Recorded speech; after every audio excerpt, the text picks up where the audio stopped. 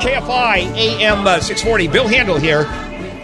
Real quickly, the Pastathon is coming on Friday, December 8th at the Christ Cathedral in Garden Grove. Normally we have it at the Anaheim White House, but as you know, it burned down. Boy, how ironic is that, talking about the day's fires.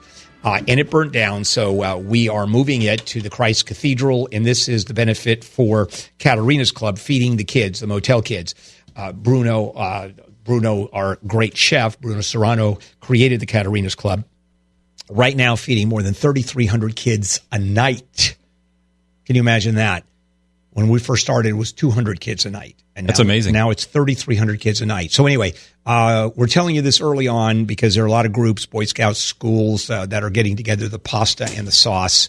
And if you want an alternate drop-off location, want to be one. Anyway, for more information, go to KFIAM640.com, and the keyword is Pastathon. And we'll be talking more and more about there. And we're broadcasting live. The entire station is there from 5 a.m. to 10 p.m. And you'll be there, I'm assuming, Dean. And if you didn't know you're going to be there, you're going to be there. Anyway. Okay. All right. Fires. Dean Sharp. The show is 9 to 11 o'clock every Sunday. Yes, sir. Home. All right. So while we're talking about fires. Good morning, by the way. Oh, yeah. That's okay. Fine. Right, Yeah. Fine. Good. Yeah. Good morning. All right. Now, smoke alarms, because that is totally appropriate. And there is a lot of people don't know, and I just found this out because I just did this, new technology replacing smoke alarms. Yes. How whatever smoke alarm you have, throw it away. You want some new ones. If you've got an older smoke alarm, it's almost a given that it's out of date, and you should seriously consider replacing your smoke alarms in the house. And we're talking about the 9-volt ones, even the hardwired 9-volt ones. Right. 9-volt battery ones. As of 2011, there have been a whole slew of new fire codes for the state of California that apply to every municipality. No exceptions whatsoever across the board. The only changes from the statewide code are when local municipalities go even more intense, but nobody drops under this line. And so if you're doing a new construction now, new construction requires hardwired smoke detectors.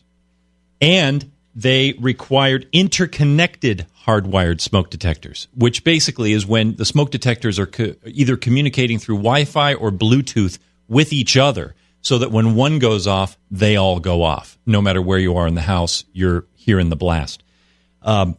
Remodeling, same thing, over $1,000. You don't have to necessarily put in a hardwired one, but if your remodel is costing more than $1,000, you do have to retrofit the whole house with interconnected smoke detectors. And now the big thing that most people need to know about, those old battery-operated smoke detectors are still allowed. They're still perfectly fine. But instead of the annoying 9-volt that dies 3 months later and starts chirping at you, and that basically what happens is people just take the battery out and they're just, screw it. I don't even want to mess with it anymore. So they have a non-functional smoke detector because they don't like changing out the batteries. Well, also, I've never understood why they make it so hard to put in the battery. It's designed so you can never insert the battery. It's such a pain in the ass. It is a pain in the butt. So now those are gone. You can still find them out there in stores, though. So don't go to Walmart and buy the 9-volt smoke detector stuff, because legally certain outlets were allowed to sell these if they already had them in their stock past a certain date. Just don't do it.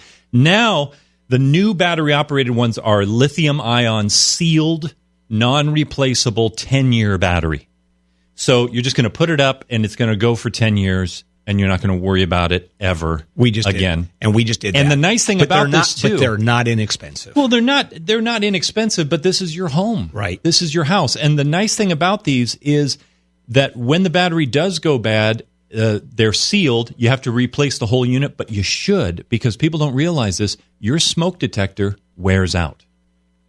It is not something that is just sitting there waiting for something to happen. A smoke detector, from the minute you activate it, is taking air samples. It's sampling and it's testing. By the time a smoke detector is 10 years old, it's gone through about 3.5 million sample cycles.